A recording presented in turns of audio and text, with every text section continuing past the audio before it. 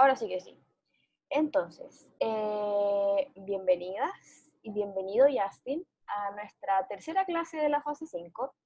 Es nuestra última clase de contenido, así que uno que es llorona, asumo que me da un poquito de nostalgia, pero nada, espero que sea una clase buena para todos, que por favor, como siempre, y aprovechando que es nuestra última clase, sientan la confianza de hacer todas las preguntas necesarias, ya sea de esta clase o de clases anteriores o de lo que se venga para adelante. Como siempre, encender la cámara o poner una fotito, silenciar el micrófono cuando vayan llegando y al momento de poder hablar, respetar los turnos de habla, respetar la opinión de los demás. Nunca está de más mencionar eso. Bueno, y estamos en nuestra última clase de repaso de la sociedad durante el siglo XX, que es una unidad, como yo les comentaba ya antes, que busca revisar los últimos contenidos de historia como tal que entran en la prueba de transición. Y en particular hoy día vamos a hablar sobre Guerra Fría. Y el objetivo de aprendizaje que vamos a tener hoy es analizar las transformaciones que experimentó la sociedad durante la Guerra Fría. Ahí va a estar nuestro centro. Y es por eso que las actividades van a estar centradas en torno a eso, para alcanzar ese objetivo, que es ver cómo la sociedad cambia durante este periodo, más allá de entender la Guerra Fría como tal. Bueno, ya me conocen, mi nombre es Fernanda Ávila y estamos a 4 de noviembre. Oh, Dios, no había sido consciente. 4 de noviembre. Entonces, al igual que la clase pasada, quiero hacer este ejercicio porque siento que fue súper útil. Nos demoramos un poquito más de lo que yo esperaba, pero no importa, porque siento que esto ayuda mucho como a recordar, a levantar información y también a unir un poco las cosas que vamos viendo en cada clase. Y para refrescar, la primera clase, hablamos sobre la Primera Guerra Mundial. ¿Qué cosas, qué antecedentes detonaron la Primera Guerra, cuáles fueron sus etapas, ¿cierto? Y sus consecuencias. Y hablamos del periodo de entreguerras. Y la clase pasada hablamos sobre la Segunda Guerra Mundial y también fuimos haciendo una especie de punteo de las cosas más importantes. Así que si tienen apuntes de su clase pasada, sáquenlos y ayúdenme a resolver este mapa conceptual. Lo primero que tenemos que tener en claro que al igual que la Primera Guerra Mundial, la Segunda Guerra tuvo una causa directa también, como que pasó un hecho histórico en particular y eso detonó la Segunda Guerra. ¿Alguien se acuerda de cuál era ese hecho histórico particular que hizo que comenzara esta guerra? La invasión a Polonia. Excelente. Invade Polonia la Unión Soviética y Alemania, que al principio eran aliados, acuérdense, y ahí comienza la Segunda Guerra Mundial. Mientras que la Primera Guerra había sido el asesinato del archiduque, ¿se acuerdan? La Segunda Guerra fue la invasión a Polonia. Se invade ese territorio y estalla la guerra. Y una vez que estalla, vamos a tener dos bandos peleando en la guerra. ¿Cómo se llamaban esos grupos? Eje y aliados. ¿Quién es el eje? ¿Y quiénes son los aliados? El eje Alemania, Italia y Japón. El eje, ay, pero mi PowerPoint se pegó. El eje es Alemania, Italia y... ¿Cuál era el otro? Nos falta uno. Alemania, Italia Japón. y Japón. Italia y Japón. Y los aliados, ¿quiénes son? Los amigos inseparables que siempre pelean juntos en todas las guerras del mundo. Inglaterra, Francia, Unión Soviética. Inglaterra, Francia. La Unión Soviética, acuérdense que ellos se van después para el otro bando. Y nos falta uno muy importante que siempre está metido en todas partes. Estados Unidos. Estados Unidos. Que por lo demás, no sé si han visto cómo van las elecciones. Que estaba súper peleado, no sé si han visto. Yo me perdí de eso hace un rato. ¡Ganó Trump! ¿Ganó Trump? Sí. Ah, la verdad. Que me llegó una notificación y no me di cuenta. ¿Por qué? ¿Qué nos espera? Dios. Bueno, el mundo está lleno de gente extraña. Entonces, tenemos esos dos bandos, ejes y aliados. Y además sabemos que esta guerra, ¿cierto?, que duró 6 años y comenzó en el año 1939 y terminó en el 45, tuvo etapas, al igual que la Primera Guerra Mundial. Ahí yo solo anoté la segunda etapa, que dice la guerra de dimensión mundial. ¿A qué se refería la guerra de dimensión mundial? ¿Por qué se llama así?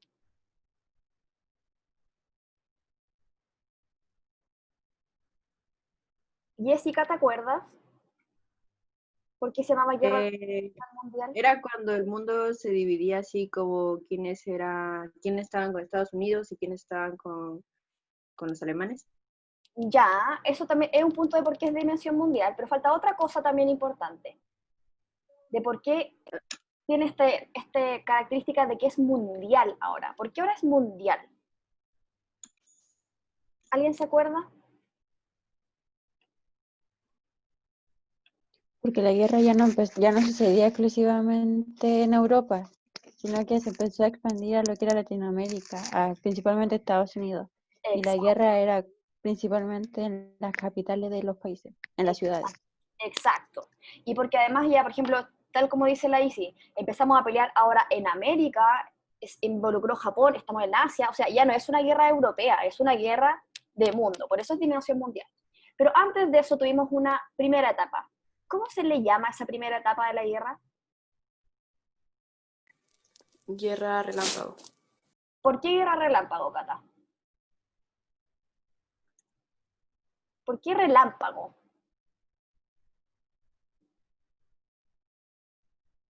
Porque se reparte en territorio de Polonia, ¿o no? Ya, por ahí va la cosa, pero si cuando pensamos en un relámpago, ¿qué característica tiene un relámpago? ¿Cómo son los relámpagos? ¿Era que fue de manera sorpresiva o no? Exactamente, por la rapidez, como por la sorpresa. De repente queremos llegar e invadir el territorio enemigo y ¡pam! Así como que de un día a otro invadidos, así muy, muy rápido. Entonces, por eso es relámpago, por la rapidez, por la inmediatez que tiene esta primera etapa. Luego pasamos a la guerra de dimensión mundial que decíamos, ¿cierto? Y tiene una última etapa. ¿Cómo se le llama a esa última etapa? Guerra de... Cuando ya estamos todos cansaditos, como que aquí ya Alemania ya no tiene por dónde agarrarse, Italia lo mismo, Japón se está quedando solo. ¿Qué pasó? ¿De desgaste o una cosa así, o no? Guerra de desgaste, excelente. Porque estamos todos desgastados, a eso apunta. Y porque los aliados, ¿cierto?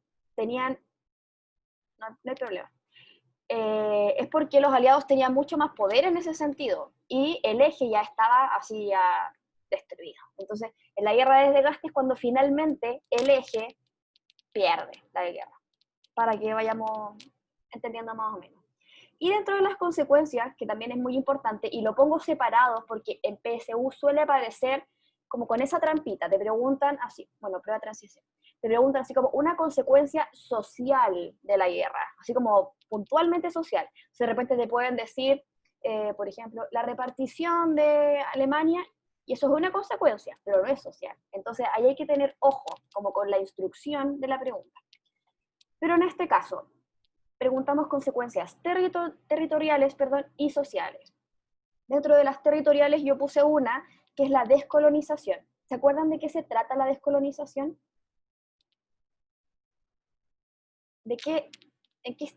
¿Cómo se genera ese proceso? ¿Por qué descolonización? ¿A qué apunta? Puede ser porque, o sea, la gente que vivía en un cierto lugar, al ver cómo le llegaban como bombas y esas cosas, estaban forzados a migrar porque sus casas estaban destruidas. Sí, puede ser por ahí, pero no es precisamente eso. ¿Qué pasaba con los países o con los imperios, así como bien poderosos que estaban peleando en esta guerra? Ya, Justin, dale, tírala, explícanos por micrófono, porque ahí está la respuesta.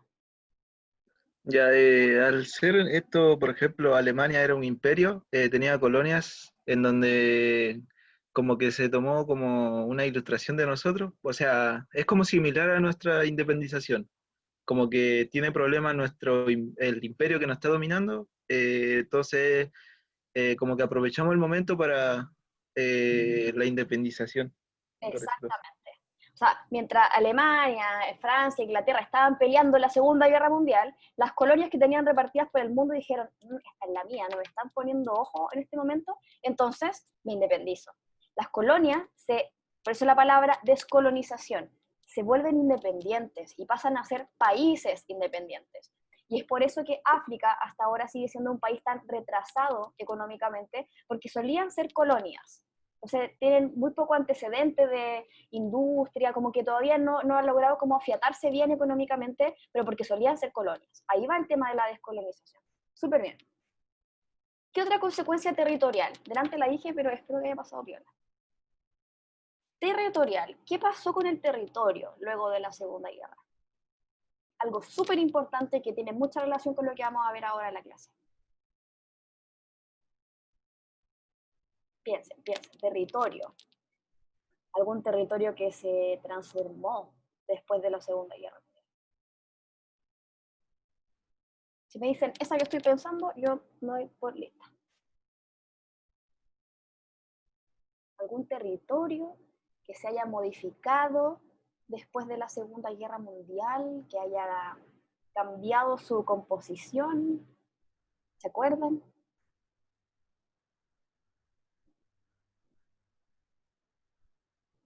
Alemania. ¿Qué pasó con Alemania?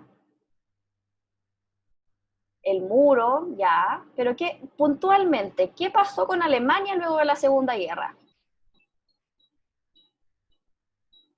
Se reparte. Perdió el territorio, porque ya tenía una deuda antes. Exacto. Alemania se reparte entre los aliados, entre todo el grupo, ¿cierto?, vencedor, el grupo ganador. Alemania quedó repartida en 4 partes. Y eso es muy importante. La división de Alemania. Con eso me doy por lista. Y consecuencia social, dijimos que una consecuencia muy importante era el daño de la infraestructura, porque ahora las guerras, como bien dijo la Isi, se pelean en la ciudad. O sea, las bombas se tiran en la ciudad, las casas, a la suerte de la olla, si es que sufren o no consecuencias luego de un bombardeo. Eso fue lo primero. Pero ¿qué otra consecuencia social tenemos de la Segunda Guerra Mundial?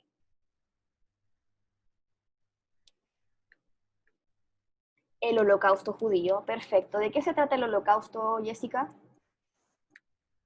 Eso de que perseguían a los judíos, o sea, Hitler era antisemita. Entonces,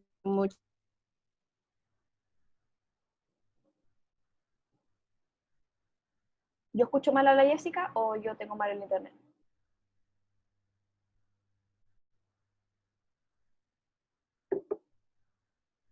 ¿Profe, no me escuchó? No, te escuché todo cortado. Dale. Antisemita, perfecto.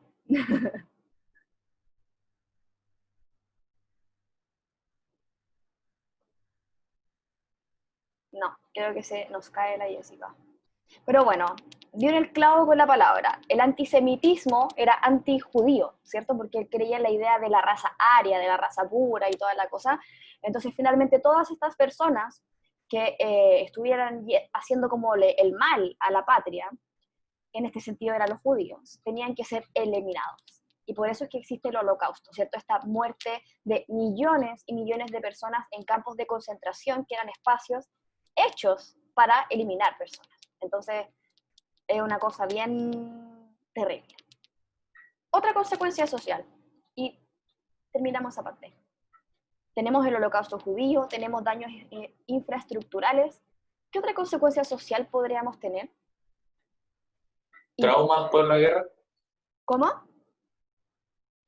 ¿Trauma post-guerra? Ya, ¿qué pasa con eso, Diego?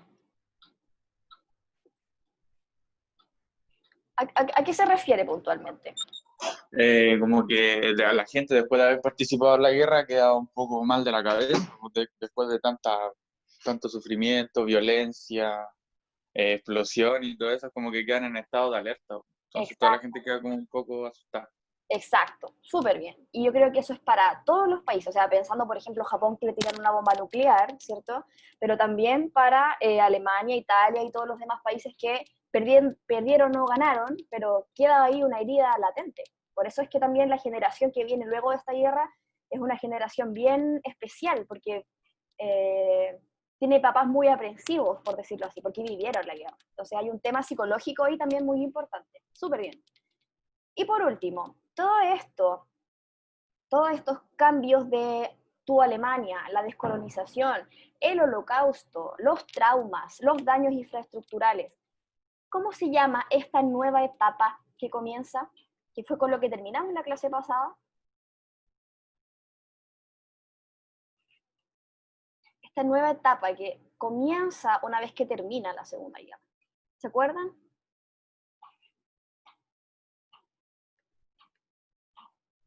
La Guerra Fría, ya, pero más allá de la Guerra Fría, se le llama, lo puedo escribir, ahí sí, el nuevo orden mundial. Y el nuevo orden mundial es el piso, por decirlo así, o es la puerta que abre la Guerra Fría, que es lo que vamos a comenzar a ver hoy. Yo ya sé que han visto la Guerra Fría antes, así que porfa, si hay algo que se acuerden, al tiro me lo van comentando por el chat o por micrófono para que vayamos avanzando más rápido, porque ustedes saben que me cuesta harto resumir este contenido porque es muy largo. Entonces, retomo desde ahí. La división de Alemania es fundamental, porque eso es como la piedra angular que va a generar la Guerra Fría. ¿Y por qué? Porque el Justin súper bien decía en un comienzo que Alemania se dividió en 4 partes, cada parte para uno de los países ganadores. ¿Quiénes habían ganado? Francia, Inglaterra, Estados Unidos y la Unión Soviética. Entonces era un pedacito de Alemania para cada uno. Eso fue al comienzo. Y además Berlín, como era la capital de Alemania y había quedado en el territorio que le correspondía a la Unión Soviética, dijeron, mejor Berlín también dividámoslo en 4, porque si no significaba que la Unión Soviética iba a tener todo Berlín, es decir, mucho poder, y además iba a tener un pedazo, entonces dijeron, no, para que esto sea como equitativo, Berlín también dividámoslos en 4 zonas. Eso fue lo primero. Sin embargo, para el año 1948, es decir, habían pasado 3 años de terminada la Segunda Guerra Mundial, todas las potencias de Occidente, ¿cuáles eran las potencias de Occidente de las que habían ganado ahora? ¿Qué países?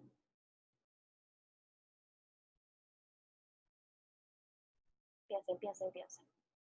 Habían ganado 4 países, Unión Soviética, Francia, Inglaterra y Estados Unidos. ¿Cuáles eran los de Occidente?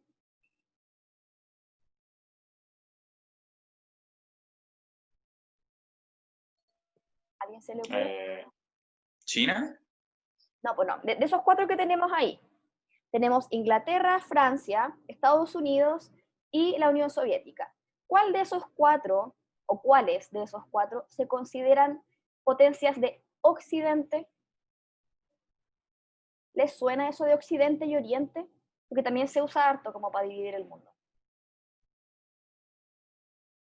Díganme si sí, si no.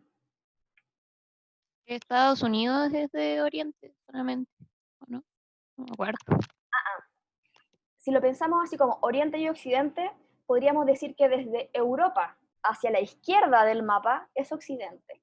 Nosotros podríamos considerarnos occidentales. Y la ideología, por decirlo así de alguna manera, de Occidente es básicamente capitalista, mientras que Oriente suele tener relación con el comunismo. Entonces, ¿qué pasó? ¿Quiénes de esos 4 países eran occidentales?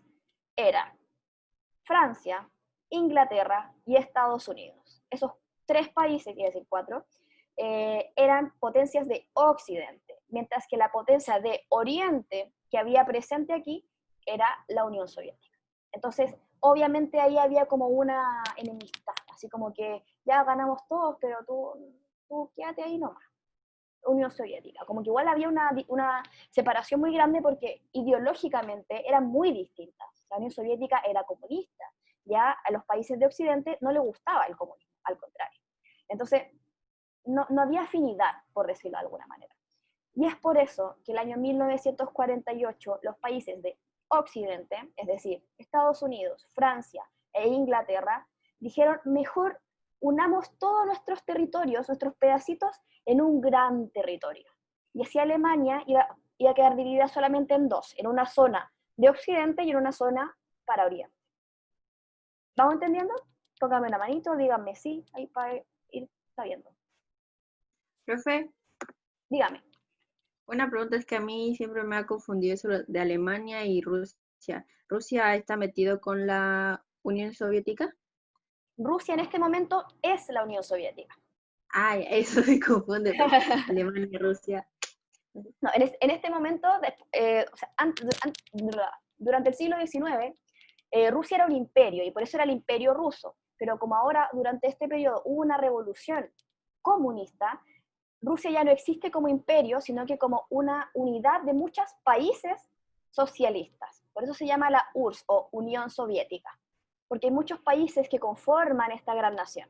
Pero si lo pensamos, es lo mismo. Durante este tiempo, Rusia es igual a Unión Soviética, para que vayamos como haciendo la semejanza. Entonces, los países de Occidente se unificaron en un único territorio, y obviamente esto a la Unión Soviética no le cayó bien, porque ese no había sido el trato. El trato siempre había sido que cada uno iba a tener su territorio particular. Entonces, ¿qué hace la Unión Soviética en venganza, podríamos decirlo, de esta medida? Es que al año siguiente, él dice, bueno, ya que ustedes se unificaron en un solo territorio, Berlín, que está en mi territorio, me lo voy a tomar todo yo. Entonces, ahí comenzaron las disputas, obviamente, porque estaban rompiendo los tratados. Y es por eso que finalmente Alemania quedó dividida en dos partes. Una parte de los países occidentales, es decir, de Inglaterra, Francia y Estados Unidos, pero más que nada Estados Unidos, y por otra parte una Alemania socialista que estaba a cargo de la Unión Soviética. ¿Cómo se llama esta Alemania que está a cargo de Occidente? República Federal Alemana. Esa es la Alemania que está a cargo de Estados Unidos, y tenemos otra Alemania que está a cargo de la Unión Soviética que se llama República Democrática Alemana. O sea, tenemos dos Alemanias, una con una ideología capitalista y una con una ideología socialista. ¿Se entiende más o menos? Yo creo que con el mapa quizás vamos a entender un poquito más. Este primer mapa que aparece acá es Alemania, es el territorio alemán. Y así fue al principio, si se dan cuenta, ¿cierto? Este era el territorio de la Unión Soviética, este era el territorio que quedó para Estados Unidos, este es el territorio de Francia y este es el territorio de Inglaterra. Así fue en un comienzo, hasta el año 48, en donde finalmente todo esto, pasamos al segundo mapa, quedó para como un único territorio, unificado. Y pasó a llamarse la República Federal Alemana. Mientras que la otra partecita, ¿cierto? Ya que se dieron cuenta que aquí había una enemistad real con la Unión Soviética dice, ok, entonces yo también soy la República Democrática Alemana. Y por eso es que hay dos Alemanias, y por eso también es que años más tarde, Berlín, que es la parte blanca que está acá, que había quedado separada, ¿cierto? Para todos los países también, va a ser dividido con un muro. Y este muro lo que va a hacer, ¿cierto? Es, al igual que esta frontera, ¿cierto? Que está aquí, es dividir un Berlín federal y un Berlín de la República Democrática. O sea, hay como una nueva separación dentro de este Berlín. ¿Se entiende? ¿Queda claro? ¿Hay alguna pregunta? ¿Vamos entendiendo? ¿Sí? Ya. Entonces, ese es el primer paso. La división de Alemania es el estallido. ¿Y por qué Guerra Fría? Que también es una pregunta que se hace mucho en prueba de en PSU antes. ¿Por qué Guerra Fría? Primero porque esta es una guerra ideológica, ¿ya? Es una guerra que opone, ¿cierto? O donde las fuerzas que pelean son ideológicas. Aquí no estamos peleando con armas, ¿cierto? Estamos peleando, es como una competencia imaginaria, para ver quién tiene más poder sin necesidad de enfrentarnos directamente, como dice el segundo punto. Aquí la idea es desestabilizar al otro, ganarle al otro, en cuanto a tecnología, en cuanto a armamento, en cuanto a avances tecnológicos, científicos, es como una competencia, más que un enfrentamiento directo donde estamos aquí en guerra peleándonos y matando personas. Por eso es fría, en primer lugar. Y además, porque se basa en una carrera armamentista, sobre todo con energía nuclear. Aquí estamos empezando ya a experimentar con la energía nuclear. Acuérdense que ya habían tirado unas bombas nucleares, entonces la amenaza estaba muy latente ahí porque sabíamos el poder que tenía la energía nuclear o las armas nucleares. Entonces no queríamos tener una tercera guerra mundial, pero sí estábamos preparados y mostrándole al enemigo que yo podía. O sea, como yo estoy preparado, en caso de cualquier cosa, yo la tengo ahí. Entonces, esta guerra fría, ¿cierto? Es fría porque no es directa, porque es ideológica y porque es una competencia, pero es una competencia diaria, como vamos a ver aquí en los cambios sociales que vivimos durante este periodo. Son, por ejemplo, quién gana en las Olimpiadas, quién llega primero al espacio, como cosas así bien sencillas, que finalmente eso van a ir como dándole puntos, ¿cierto? Si ponemos ahí como una tabla que van 0 a 0, 1 a 0, 2 a 0, como quien va puntuando más, van a ser esas cosas de la vida cotidiana las que van a ir permitiéndole ganar a uno o al otro, ¿ya? Y en esta Guerra Fría, quien se opone como países, ¿cierto? Es Estados Unidos, cuyo lema fue que era el defensor del mundo libre. Ustedes saben que Estados Unidos se basa en la libertad. Trump, ya que hablábamos de Trump hace un rato, cree mucho en esta idea de la libertad, pero ellos piensan en esta libertad de elección, ¿cierto? Donde básicamente yo puedo elegir lo que consumo, como que piensa de una manera muy económica la libertad. Mientras que el otro lado, ¿cierto? Tenemos a la Unión Soviética, que es lo mismo que Rusia en este momento, y que su lema es la patria de los trabajadores. Aquí él piensa, la Unión Soviética piensa en esta idea de la igualdad, ¿cierto? De la eliminación de las clases sociales, entonces tiene otra ideología, muy diferente. Entonces, esto es muy interesante y muy importante porque probablemente yo creo que no han escuchado hablar de la cortina de hierro. ¿Saben a qué se refiere esta idea de la cortina de hierro? ¿O estamos perdidos?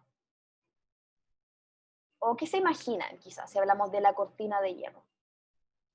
Debe ser como esta separación de tal a referencia a como a qué lado se va a apoyar. Como que no puede existir un intermediario, sino que tiene que ser una o la otra. Exactamente, eso es. O sea, aquí o es rojo o es azul, así, una de dos. Y es una cortina de hierro, se le llama al muro de Berlín en particular, se le llama la cortina de hierro, porque es un símbolo de esta separación, en donde finalmente o eres de esto o eres del otro. Así como que no había, tal como dice la Isi, no hay un medio aquí. Entonces, es importante porque durante los primeros años del nuevo orden mundial, ¿cierto? De que termina la Segunda Guerra Mundial, es que se comenzaron a definir estos bloques muy claramente.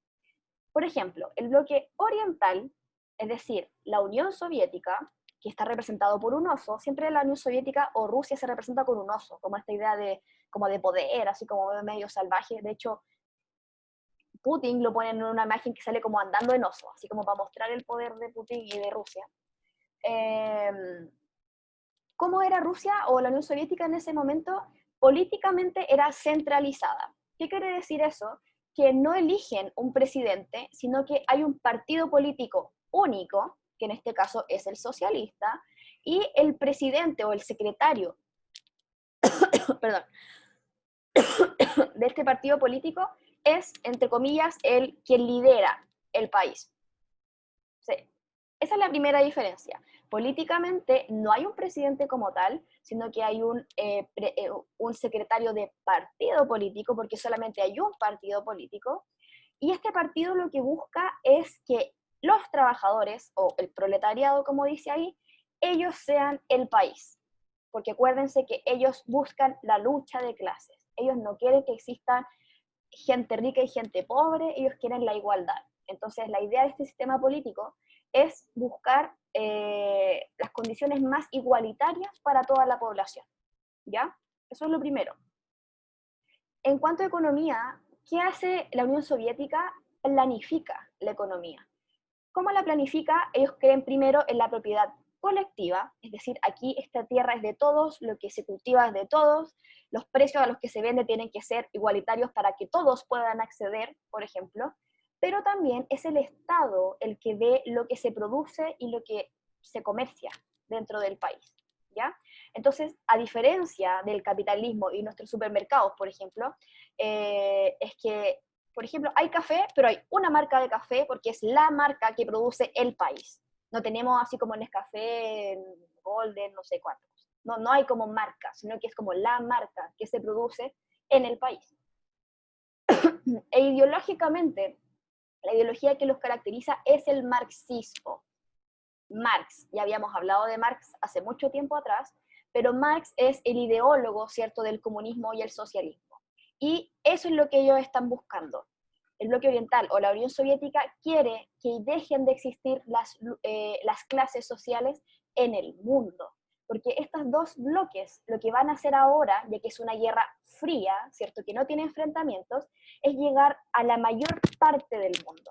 Quieren que sus ideologías se repartan por el mundo, como que el mundo finalmente también viva de su manera. Entonces, es una competencia bien grande, por eso también la Guerra Fría es una guerra muy mundial, ¿cierto? De hecho, Chile va a ser parte de esta Guerra Fría en cierto punto. Mientras que por el otro lado, ¿cierto? En la imagen aparece el famoso tío Sam, que es como la figura de Estados Unidos, este caballero con este gorrito, ¿cierto? Con estrellas y con las franjas. Lo que está buscando el bloque occidental, a diferencia, es que la política debe ser federal. ¿Qué quiere decir eso? Que haya un presidente para el país, pero que además todo el territorio, dependiendo de sus características, tenga cierta independencia, como es Estados Unidos hasta ahora, ¿cierto? Si nos fijamos en Estados Unidos, hay ciertos estados en donde se puede, por ejemplo, consumir marihuana, hay algunos estados donde el aborto es legal, otros estados donde portar armas es legal, porque son federales. O sea, hay leyes igualitarias para todos, pero hay otras que van a depender de cada estado. O sea, esa es la primera diferencia. Tenemos un presidente y además los estados tienen cierta autonomía. Primera diferencia. Otra gran diferencia es que la economía es capitalista. Y si la economía es capitalista, también lo hablamos creo que en la fase 3 cuando hablamos de economía, aquí todo se mueve por la oferta y la demanda, ¿cierto? Aquí si hay mucha demanda de algo, se produce más, ¿cierto? Y si no se produce más, se sube el precio. O sea, aquí la economía supuestamente hay una mano invisible, ¿cierto?, que controla todo. Y además, la propiedad colectiva aquí no nos sirve, aquí lo que nos sirve es la propiedad privada. Todo se basa en la propiedad privada porque acuérdense que aquí la libertad es muy importante. Entonces, económicamente, estos dos bloques son muy diferentes también. Y ideológicamente, por supuesto que son distintos, porque aquí la ideología también es capitalista. Y lo que busca en la ideología capitalista es que el Estado intervenga lo menos posible. Mientras que la ideología marxista, el Estado tiene que estar presente todo el rato interviniendo porque el Estado es quien decide las decisiones del país. Entonces, si nos damos cuenta, son ideologías completamente distintas y ambas van a ser muy ambiciosas y van a tratar de llegar e influenciar a todo el mundo. Por eso va a ser una lucha fría, porque no vamos a tener una guerra como tal, con armas, pero sí vamos a estar peleando por qué tan influyente soy yo en el mundo, para que lo vayamos entendiendo. ¿Se entiende esta parte? Porque esto sí que es muy relevante. Yo creo que entendiendo esto entendemos mucho más. ¿Queda claro? ¿Hay alguna duda? ¿Vamos bien? Sí. Ya, gracias. Por favor, no me hagan eso, que me siento sola. Bueno, entonces, ¿qué estrategias fueron usando estos países para influenciar al mundo, ¿cierto? Y ganarse su apoyo? Primero fue buscando ayudas económicas. La parte de la izquierda corresponde al bloque de Occidente, es decir, de Estados Unidos, mientras que la parte de la derecha corresponde a Oriente o la Unión Soviética. Entonces, ¿qué hizo Estados Unidos económicamente para ganar apoyo? Creó el Plan Marshall. Y el Plan Marshall lo que busca, ¿cierto?, es ayudar a Europa a reconstruirse luego de la Segunda Guerra Mundial.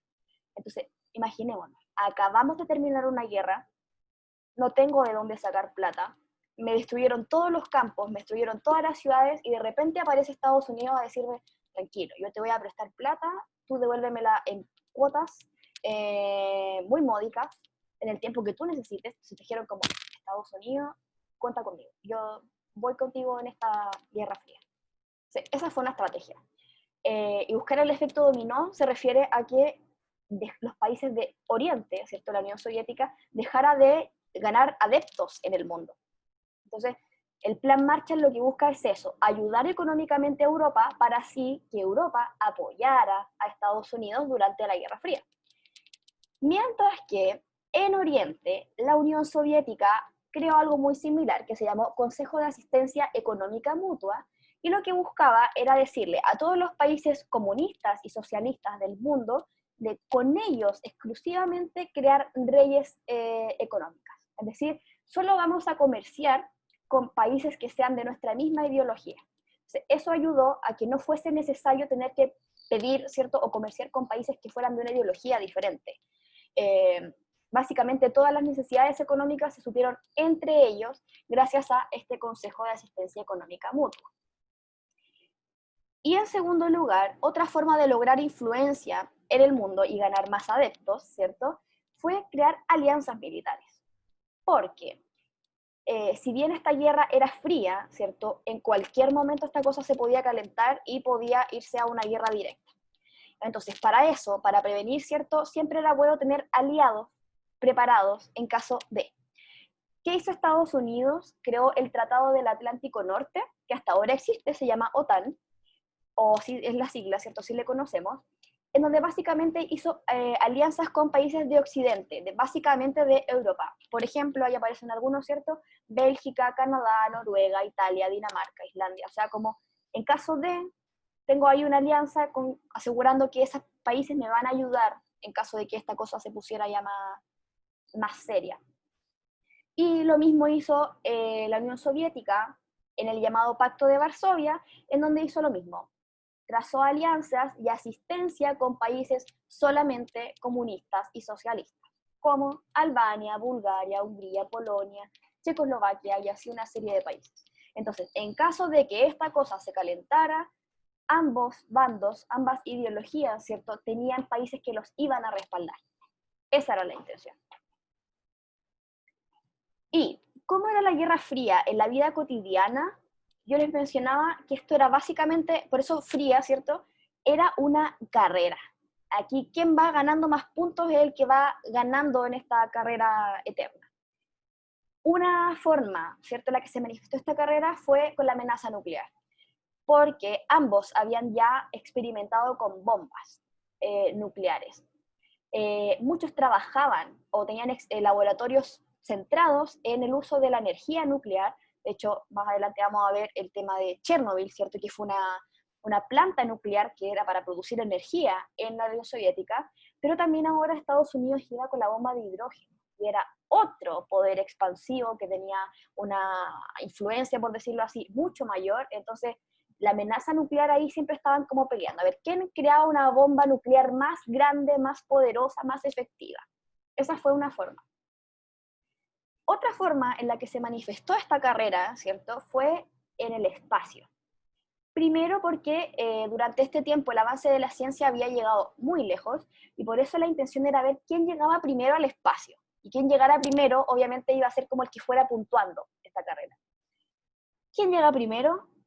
O quien sale en realidad al espacio es la Unión Soviética, con un satélite, que era el Sputnik. Era solo un satélite, pero fue el primero en salir. Entonces, eso obviamente le dio cierta ventaja en esta carrera. Sin embargo, Estados Unidos no se quedó atrás y creó un organismo, ¿cierto?, conocido hasta ahora como la NASA, que comenzó a estudiar y a crear una serie de mecanismos para salir al espacio, y en donde supuestamente en el año 69 habrían llegado a la Luna. Misterio. Así, si nos ponemos en la onda de Dross, podríamos decir que en realidad no se sabe qué tan real es eso, y bueno, ahí hay todas unas teorías. Pero esta idea de llegar al espacio también fue una forma en la que se manifestó esta carrera. A ver, ¿quién iba ganando? Y en último lugar, tenemos las competencias deportivas. Ustedes saben que los deportes son algo muy importante en la sociedad. A veces, yo no sé si a ustedes les pasa, pero a mí no me gusta mucho el fútbol, pero si juega fútbol Chile, como que uno se vuelve medio loco. Aquí pasaba lo mismo. En los Juegos Olímpicos de estos años, que se enfrentara, por ejemplo, en un partido o en algo, la Unión Soviética contra Estados Unidos, era una cosa que todos tenían que estar viendo porque podía implicar así como el desenlace mucho mayor de una posible tercera guerra mundial. Así como que perder en los Juegos Olímpicos era representación de que tú estabas perdiendo la Guerra Fría. Entonces, son estas cosas cotidianas, como yo les decía, lo que les permitía ver qué tanto iban ganando, qué tanto iban perdiendo en esta Guerra Fría. ¿Se entiende hasta acá? ¿Se entiende cómo se va desarrollando esta guerra? ¿Por qué no es directa? Sí. Bacán. Yo tengo una pregunta, Dígame. pero más que una pregunta es como para tener más información. Dígame. En este caso, en el periodo de Guerra Fría, ya como con estas carreras que se tenían y todo eso, en Chile ya había partido lo que era los 3 tercios, la reforma y todo eso, ¿cierto? Eso pasa en los 60, pero está muy influenciado por esto. De hecho, vamos a verlo un poquito más adelante. Pero por eso yo ya. decía hace un rato que América Latina en general, y Chile obviamente, no quedó ajeno a esto porque también tenía que decir con qué país iba a estar. Y muchas de las cosas que pasan en Chile están influenciadas por la Guerra Fría. Como que no pasaron así como porque se nos ocurrió nomás. No, había mucha influencia del exterior. Bueno, entonces, algunas fotitos. Esta imagen, supuestamente, es de cuando el hombre estadounidense, por eso la bandera ahí en su traje, ¿cierto?, espacial, llega a la luna. Hay muchas preguntas, hay algunos que dicen que hay una bandera en otra foto que se sale como flameando y en el espacio no hay aire ni oxígeno, entonces ¿por qué está flameando la bandera? Otros dicen que en realidad esta carrera, ¿cierto?, la ganó la Unión Soviética porque antes de que fuera el hombre, mandaron a una perrita, ¿cierto?, que se llamaba Laika al espacio, entonces ellos habrían ganado la carrera espacial. Ahí hay un tema que sigue siendo un tema abierto. Esta imagen representa también, ¿cierto?, todo el tema de la carrera con la energía nuclear, con las bombas, ¿cierto?, y cómo se hacían pruebas para ver la onda expansiva que tenía y el efecto que provocaba, ¿cierto?, al momento de detonar la bomba. Eran pruebas que se hacían como en caso de, y obviamente estas cosas se mencionaban en la televisión y en los medios para que así el enemigo viera que yo estaba probando y lo efectiva que eran mis armas. No era una cosa así como tan secreta. Y esta también es una imagen de los Juegos Olímpicos, no recuerdo particularmente el año, pero si nos damos cuenta, quienes están enfrentándose aquí es Estados Unidos y la Unión Soviética, y por lo tanto este era un partido digno de ver, porque si ganaba Estados Unidos o ganaba la Unión Soviética, era un tema ya mundo, nadie quedaba ajeno. Entonces, y aquí ya para ir cerrando esta parte más de contenido, pensando ahora en la vida, cómo era la vida cotidiana en Occidente, es decir, en Estados Unidos, o en los países que estaban con Estados Unidos. Durante toda la Guerra Fría, el capitalismo en este periodo vivió su mejor época, porque el consumo se expandió, pero a niveles así gigantes.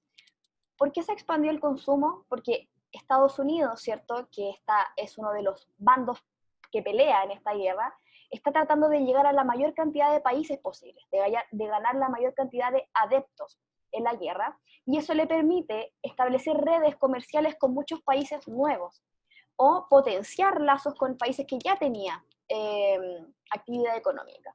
Entonces de ahí viene esta idea de el sueño americano, que de hecho Trump también le da mucha vuelta, retomando Trump. Está muy pendiente de Trump en mi cabeza. Entonces, en esta época, ¿cierto?, el capitalismo, ¿cómo se manifiesta? Nueva música, nuevos medios, aparece, por ejemplo, las revistas, y revistas como juveniles, para mujeres, para niñas, de música, como la Rolling Stone, ¿cierto?, o de deportes, como que ya se masifica el tema de los medios, y llega a más personas también. Antes el tema de ciertos medios era exclusivo de algunas personas que podían pagarlo, y ahora las revistas son mucho más asequibles.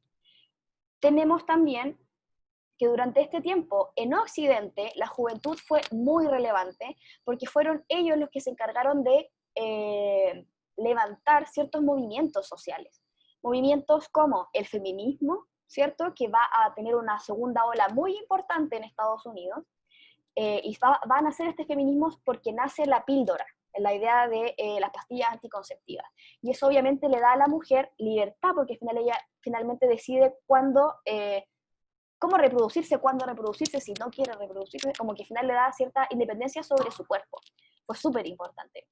Y también es un periodo importante porque los grupos afrodescendientes, ¿cierto?, comenzaron a empoderarse muchísimo. Y por eso es que esta segunda imagen que se ve acá es de los Panteras Negras, que era una agrupación, ¿cierto?, de población negra, jóvenes negros, que buscaba reivindicar los derechos de esta población, de este grupo de personas. Entonces, tenemos aquí en Occidente una vida de mucho movimiento, o sea, mucho consumo. Tenemos a los hippies, por eso también los hippies están ahí, ¿cierto? Con esta idea de que no más guerra, busquemos la paz, querámonos todos. Tenemos a las mujeres con una revolución sexual súper importante gracias a la píldora. Tenemos a la población negra tratando de reivindicar derechos, ¿cierto? Tenemos a, bueno, ahí también aparecen las imágenes, pero los Beatles, tenemos a Elvis, tenemos así como, no sé, mucho movimiento, mucho ajetreo en Occidente, porque hay una...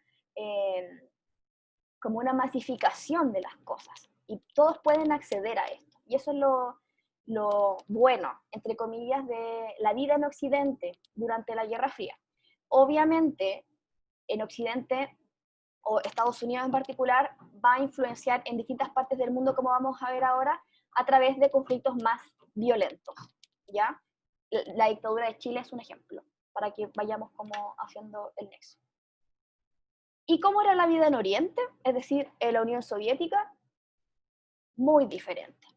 Acuérdense que mientras Estados Unidos piensa en la libertad, la economía, el capitalismo, Oriente busca que el Estado intervenga mucho, que haya solo un partido único exclusivo dirigiendo el país. Entonces, cultural, económica, políticamente era muy diferente. ¿Qué pasó en la economía durante este periodo de Guerra Fría? Se trató de reestructurar, porque la Unión Soviética venía muy atrasada. La Unión Soviética no había tenido un periodo de industrialización, seguía dependiendo mucho del campo todavía. Me atrevo a decir que Chile era mucho más avanzado que la Unión Soviética. Entonces, durante este periodo trató de modernizar un poco la economía porque obviamente estaba quedando muy atrás y eso no le daba ventaja en esta Guerra Fría, como primer punto. A nivel cultural, también se basó en esta idea de el nuevo hombre. Y para que se hagan una imagen de este nuevo hombre, yo creo que el ejemplo del nuevo hombre es el Che Guevara. Yo sé que es latinoamericano, pero él es esta idea de el tipo de joven que se quiere en la Unión Soviética. Ay, perdón, mi garganta está muy mal. Y este nuevo hombre lo que tiene que buscar es ser una persona austera, una persona sencilla, solidaria, que busque el bien común, como que tiene que ser ese tipo de persona, una persona sacrificada, que viva con lo justo, por decirlo así, para que así se pueda priorizar también el bien del otro. Es otro tipo de persona. Si miramos a un joven de la Unión Soviética en este tiempo y a un joven de Estados Unidos, otra cosa. Y también es que durante este tiempo, como sabemos, todo estaba basado en un partido único, y muchas de estas cosas que hacía el partido eran muy secretas. Uno de sus últimos secretarios de la Unión Soviética lo que buscó era transparentar un poco lo que estaba haciendo la población y el gobierno en este caso. Y de ahí viene la llamada glasnost, que fue una política que promoviera un poco la libertad, ya que estaba como muy reprimida la Unión Soviética, porque solamente podía haber un partido, solamente se podía comprar ciertas cosas y todo lo que veníamos diciendo hace un rato. Entonces la glasnost lo que buscaba era eso, liberar un poco a la población y permitirle elegir. De eso se trata. Entonces, si ponemos en comparación estos dos panoramas, tenemos a un Estados Unidos viviendo la libertad absoluta y dando un auge al capitalismo con todas las fuerzas posibles, y tenemos a una Unión Soviética que está tratando de alcanzar la modernidad, que está tratando de crecer, que está tratando de afianzarse cultural y económicamente. Entonces, ambos lo viven de maneras muy diferentes, la Guerra Fría en la vida cotidiana. ¿Queda claro esto? ¿Se entiende cuál es la diferencia entre una y otra? Sí. ¿Sí? Ya, Ujú. me quedo tranquila. Y ahora sí, para terminar esto, ¿qué pasó en América Latina? Porque yo les decía, América Latina no quedó aquí mirándose, comiendo cabritas, viendo cómo todo pasaba. América Latina jugó un rol importante. Y jugó un rol importante porque, tal como dice, somos latinoamericanos y vivimos en el mismo continente que Estados Unidos, y por lo mismo Estados Unidos asumió, de manera muy paternalista, que nosotros debíamos apoyarlo, y por lo tanto toda América fue una fuente de influencia capitalista. Es decir, todos los países de América debían estar apoyando a la ideología de Estados Unidos. Estados Unidos obviamente ofrece algo a cambio por esto, y lo que dice es que nos va a ayudar a través de una serie de políticas. Voy al tiro con eso. ¿Cuál fue aquí la manchita, la oveja negra que se rebeló en contra de esto? Fue Cuba. Porque sabemos que a fines de los años 50, Cuba, que supuestamente debía estar apoyando a Estados Unidos, dice, no, yo aquí, la población, ¿cierto?, estaba muy cansada de una serie de abusos y gobiernos y dictaduras, y un grupo de jóvenes, ¿cierto?, que tenían esta ideología de los hombres nuevos, que veíamos recién, dice, nosotros vamos a hacer la revolución en Cuba, vamos a establecer un gobierno socialista en Cuba, y lo logra. Entonces, si lo ponemos en colores, América Latina era completamente azul, capitalista, y había una manchita roja ahí en una isla que era socialista, y era Cuba.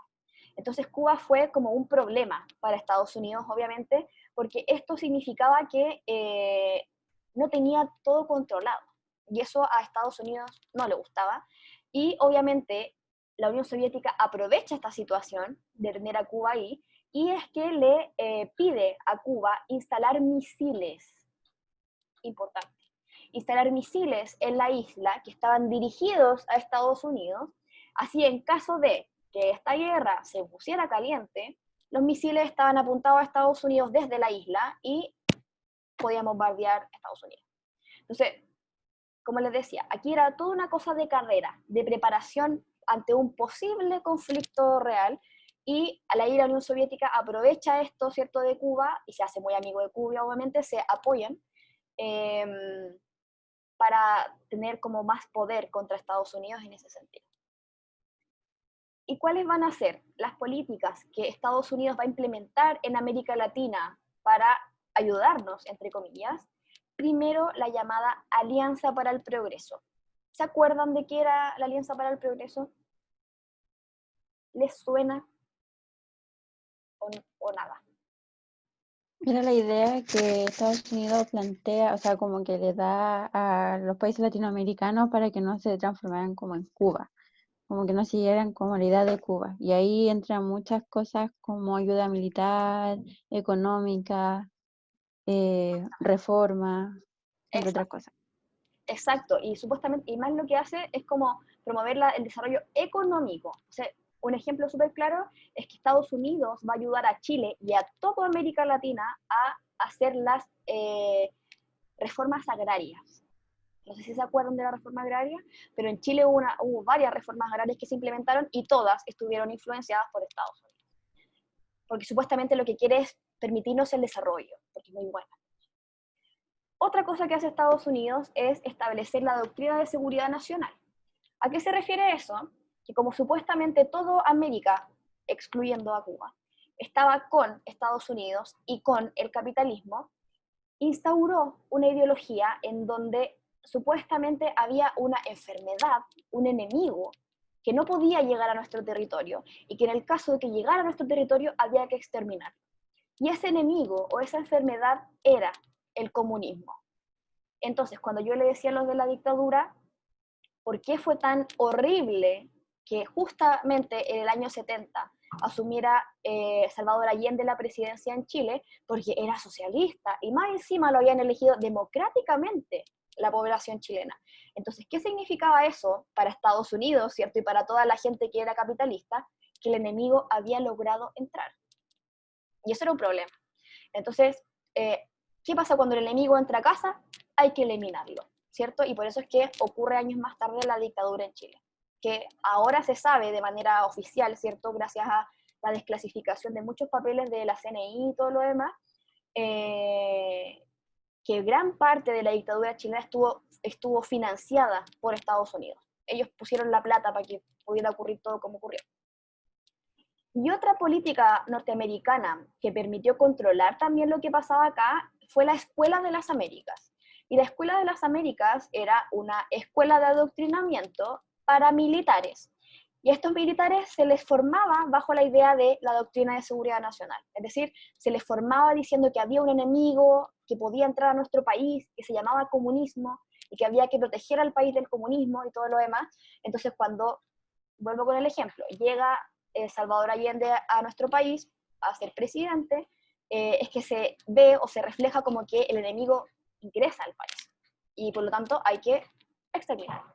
Y de ahí nosotros sabemos ya lo que pasa, de ahí para adelante. Entonces, América Latina estuvo súper influenciado en la Guerra Fría, súper influenciado por Estados Unidos, obviamente, y por eso es que muchas de las cosas que pasaron en nuestra historia reciente están financiadas, influenciadas o manipuladas por Estados Unidos, porque nosotros éramos parte de sus aliados en ese sentido. ¿Se entiende esta parte para ya ir cerrando, porque estamos justo como en el tiempo? Sí, se entiende. Maravilloso. Entonces, el formulario se los voy a mandar después. Quiero mostrarles estas fotos de finalmente cuando termina la Guerra Fría, cuando cae el muro de Berlín, luego de que la Unión Soviética había tenido muchísimos problemas políticos, donde la gente comenzó a presionar, pidiendo un poco más de libertad, básicamente. Y en un momento en particular la población comenzó a hacer tanta presión, por decirlo así, que comenzó a pedir pasar a la República Federal Alemana. Y el ministro finalmente dice, bueno, pueden pasar de inmediato, pueden comenzar a cruzar de inmediato. La gente no había podido cruzar en años, décadas. Y una vez que comienza a poder cruzar es que el muro de Berlín cae. Como que finalmente la presión de las personas y la poca acción de los militares que estaban resguardando todo el muro de Berlín permite que el muro de Berlín caiga y que familias que habían quedado separadas por años y años se vuelvan a unir, por ejemplo. Ahí está cayendo el muro, lo están destruyendo. Y también tenemos que años más tarde, ¿cierto? Al año siguiente, la Alemania federal y la Alemania democrática se reunifican, y por eso es que Alemania hoy es una Alemania, y no es una Alemania socialista y otra capitalista, es solo una, ¿ya? Y pensemos que como parte de una de las Alemanias estaba en manos de Estados Unidos, gracias a ese apoyo también de Estados Unidos en este momento, es que al momento de reunificarse logra mejorar económicamente muy rápidamente.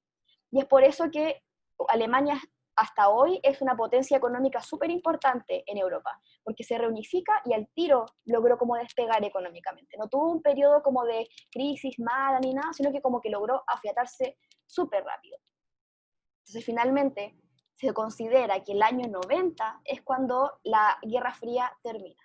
Es decir, la Guerra Fría comienza el año 45, cuando termina la Segunda Guerra Mundial, y finaliza cuando se reunifica Alemania. Por eso les decía que la división de Alemania aquí era muy, muy, muy relevante. Rusia no es menor. Rusia, durante este periodo, como estaba ya completamente decaída la Unión Soviética, varias de las repúblicas que conformaban la Unión Soviética comenzaron a independizarse también, y finalmente también en este mismo año, al año 91, es que la Unión Soviética se desintegra. Se acaba la Unión Soviética, ya no tiene poder, por decirlo de alguna manera, como con las repúblicas que lo conforman, y vuelve a ser Rusia. Por eso que yo te decía que Rusia es como lo mismo, pero no es lo mismo. Durante este periodo de Unión Soviética son varios países, como varias células que conforman la Unión Soviética. Ahora quedó solamente Rusia, ¿cierto? Y los otros países que eran parte de la Unión Soviética se vuelven independientes. Eso también es una gran diferencia. Quiero cerrar con esto. Esta película probablemente la han visto. Díganme que sí, por favor. Sí. Pero quiero que analicemos este trocito de escena y me digan cómo se ve la Guerra Fría, porque nuestro objetivo de hoy día era ver la Guerra Fría en la sociedad. Y esto, Forrest, es un ejemplo maravilloso de la Guerra Fría en Estados Unidos. Así que vean con detalle y vean cómo se ve la Guerra Fría acá. El ping pong. Unos años después, como era yo tan bueno, decidieron meterme a la selección americana de ping pong. fuimos los primeros norteamericanos que visitaron la tierra de China después de 1 millón de años o algo así. Alguien dijo que la paz mundial estaba en nuestras manos, pero lo único que yo hacía era jugar al ping-pong. Y cuando volví a casa, yo ya era una celebridad. Era más famosísimo que Pinocho. Y aquí está Forrest Gump, al fin.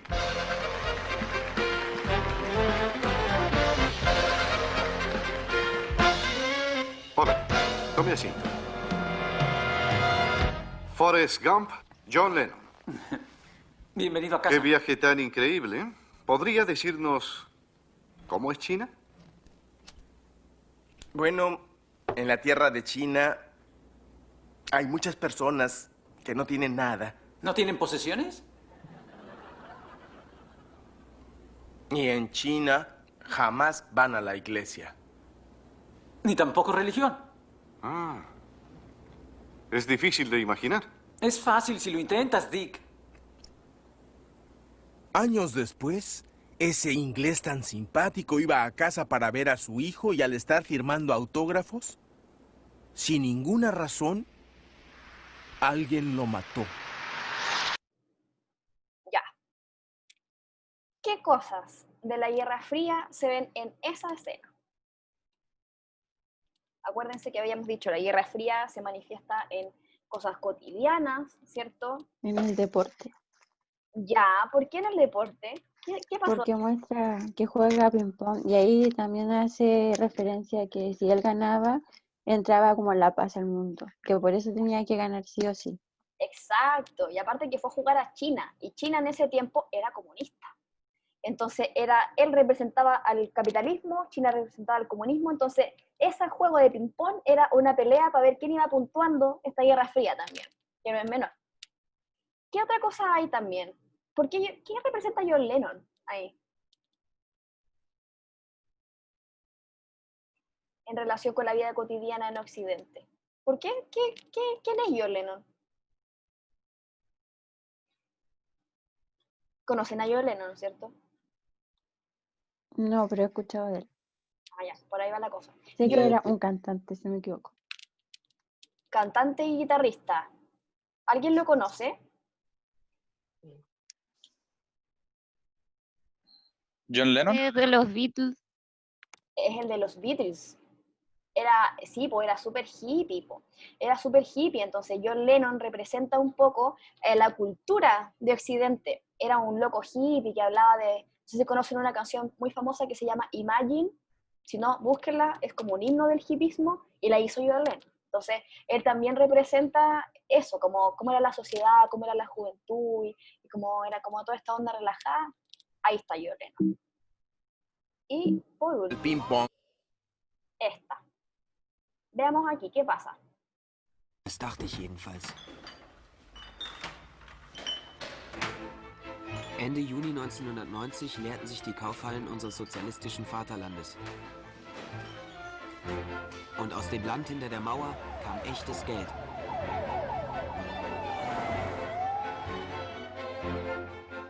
Während sich die meisten Bürger vor den Sparkassen der Republik mit gewohnter Geduld in lange Schlangen einreihten, suchten wir noch fieberhaft nach Mutters Sparbuch.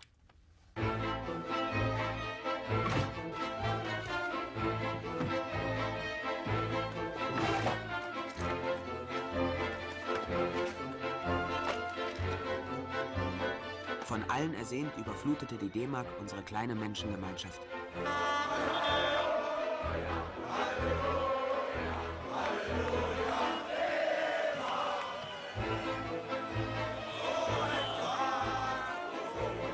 Getauscht wurde 2:1, Deutschland gewann 1:0. Unhaltbar! Deutschland führt 1:0 durch Lothar Matthäus.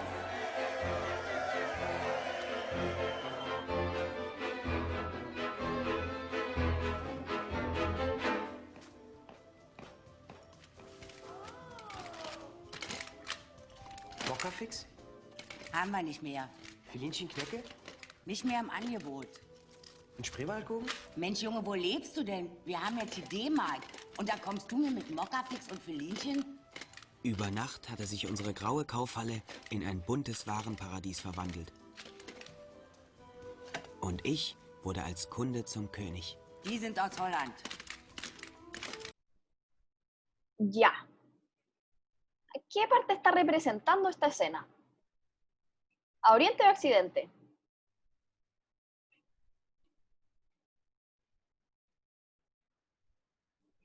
Occidente. ¿Por qué Occidente? ¿En qué cosas se ve en el Occidente, Justin? Porque hay varios productos importados, o sea, sí, hay variedad, no solo uno. Exacto. Pero ahí hay un pequeño reparo. Es el niño, ¿cierto?, que aparece aquí. Esta película se llama Goodbye Lenin. Se llama Goodbye Lenin precisamente porque cuenta cómo la Unión Soviética se desintegra y vuelve a unificarse a Alemania. De eso se trata esta película, por si alguna vez la quieren ver. Y por eso es que también al principio muestra cómo el supermercado estaba vacío. Ya no quedaba nada, no había nada, porque él vivía en la parte de la República Democrática Alemana, la parte de la Unión Soviética. Y de pronto, cuando se reunifica con la otra Alemania, ¿cierto?, la Alemania Federal, el capitalismo ingresa de una manera súper rápida. Y por eso es que ahora él dice, ahora yo, el consumidor, soy un rey. Porque ahora, ¿cierto?, ya no tengo una marca de café, una marca de pepinillos, sino que ahora yo puedo elegir entre una variedad gigante de cosas. Entonces, eso está representando esta escena en particular. Cómo finalmente es el efecto que tiene la reunificación a Alemania.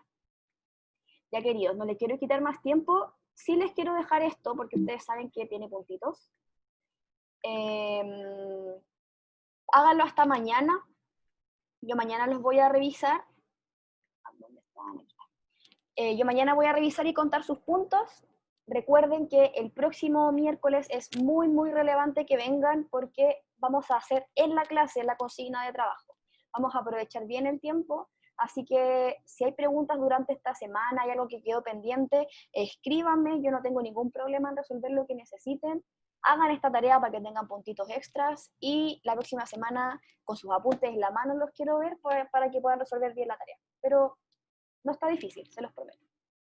Ahora sí, vayamos a almorzar todos, descansemos, que tengan muy buena semana y nos vemos el próximo miércoles. Chaito. Chao, profe. Chao, Chao, profe.